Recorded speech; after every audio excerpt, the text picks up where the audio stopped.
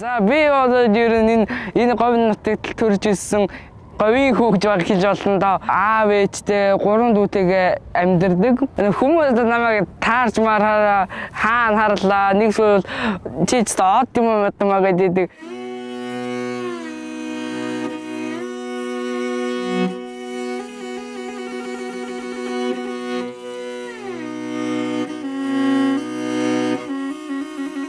За манай үүлж хаварж бол нэг газар байдаг. Ээж үүлийнхаа ингэрдэг үүлж хаварчдаг. Тэгээд зун нь болохоор малаад агаад өөдөөгөө эндээс 30 км уулынхаа бэлд гарчдаг. Хөдөөгөө удам талуудгаа эзэнтэй байлгаж нүүдэлч мал аж ахуй соёлоо үлгэрлэн дуурайлж авч тэгээд байгальтайгаа дасан зогтож амьдрах нь юунаас сайхан гэж миний хувьд боддог.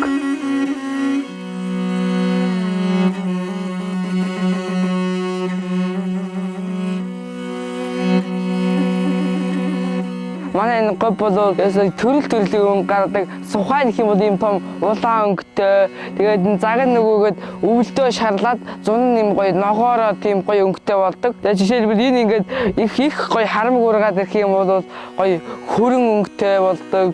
Нэмэх 30-аас 40 хооронд тийм амар халуун өвөлдөө бас нэг асаа 20-оос 40 хооронд гэж амар хэлбэлзэж тийм огцом хүйдэрч огцом халуун болдог тийм эрс зуур амьсгалтай байгаль. Энэ байгальд байгаа амьтч вэ хүнч вэ дэсвэр хатуужил гэдэг юм маш сайн сууж өгсөн байдаг.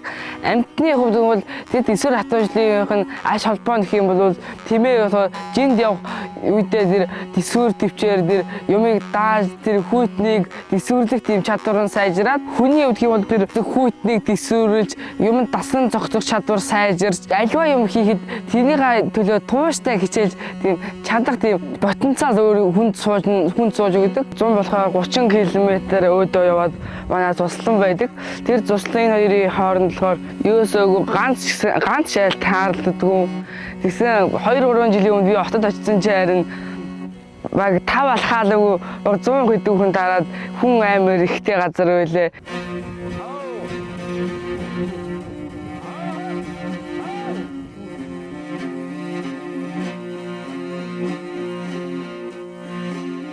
Манай энэ төвний үед энэ сүү цагаан эдэг боловсруулаад хоормог хийгээд тэгээд өснөөсоор нь болохоор бурантай утас ээрээд хоормогных нь ач тусах юм бол өвөл ханаа түрхээ тэгэхээр шууд айрга халаагаад уучдаг, хоормог халаагаа уучдаг. Би бол ер нь ханаад хүрдгүү, ханаадыг өвлийн үлрээд нам дардаг гэдэг бол энэ хоормогоо ямар ч юмнээс илүү тийм ач тустай.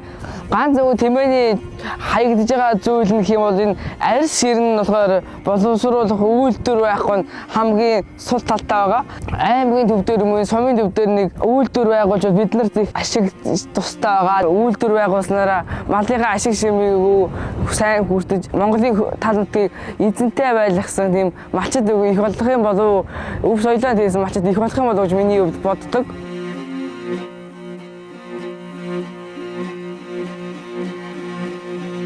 Сүүлийн жилд дэлхийн дулаарлаас болоод энэ малын бие бэлтэр муу тэгээд энэ ашиг шимийн үед бас муудаад тэрний гадаагаад энэ малчид бас цөөрөөд ган зуд их болоод мал амтан үхэж хорогдоод сөрөг талуудтай байгаа. Газар нутгийн хувьд гэх юм бол тэгээд чигшил байхгүй болоод тэгээд ногоо ерөөс уурхаа болоод тэгээд зунд нь бороо орхоолоод өвөлт нь цас орхоолоод тийм сонин юу гэх юм дээр эмгэлтэй үйл явдал их болдог болсон. Залуу малчд нэг хөдөө орон нутг руу суурин иргэншилж шилжээд Монголын талуудыг эзэнгүй байлгах хэцүү үйл явдлаас тулгараад байгаа.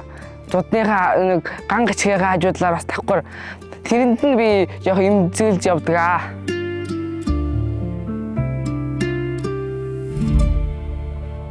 Одоо аялал жуулчлал хүмүүс зөв машинтайгаа хамаа замбараагүй тавхиад бэлчээрийн үүс нөгөө ингээд шууд газрын нэгээ синдичээд хөрсийн бүр гимтэйг ажиж байгаа учраас ерөөсө 2-3 жилдээ ерөөсө урах ямар ч боломжгүй байгаа ажиж байгаа учраас ганцуд их болоод ээж уулын ирж байгаа хүмүүс ч хогоо авч явдаг учраас 4-5 айл байгаль бол нийлээд цэвэрлээд энэ уудын талуудыг хогийн хүчирдгүй юм. Тэмээ чинь бас ингээд ургамлынхаа ингээд унсан хатсан нэг хаягдлуудыг түүгээждэг. Тэмээ хүртэл тийм үгүй байгалаа цэвэрлэх тийм тэнцвэрт байдлыг байхад байтал хүмүүс ягаад хогоо агуу цэвэрлж чадахгүй гэдэг би их гайхаад санаад зовоод идэв. Хогоо түүж байгаа хүмүүсийг харахаар амар гоё харагддаг. Машинтай аялж байгаа хүмүүс нэг хогийн савнд хайдаг юм уу, нэг зүйл өөртөө хогоо буцаа машинтай аваа явцдаг баймаар байгаа.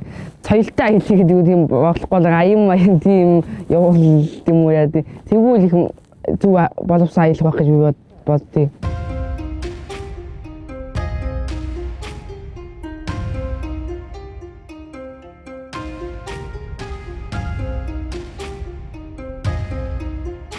Хөдөө аж ахуйн их сургууль руу орох гэсэн бодолтой байгаа. Тэгээд хөдөө аж ахуйгаа төгсөөд дутагтай яриад сайхан тэмээгээ маллаад давхар үгүй ажиллаа хийж болдог тийм мэрэгжил сонгоё гэж бодоод байгаа. Ажил үгүй тэмээ хоёроо хослуулаад үгүй ер нь амьдрыг бодож байгаа.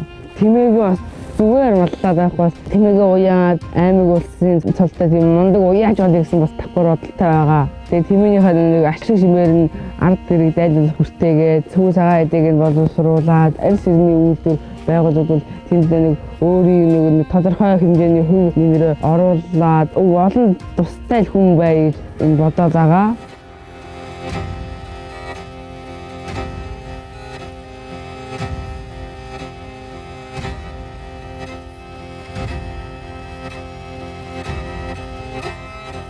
Байгалаас ч та ээлтэй, дэвшиг дэлгууртай, олон хүндлэгдсэн, хүнд хөндлүүлэн учраас гоё юм шиг үлээ.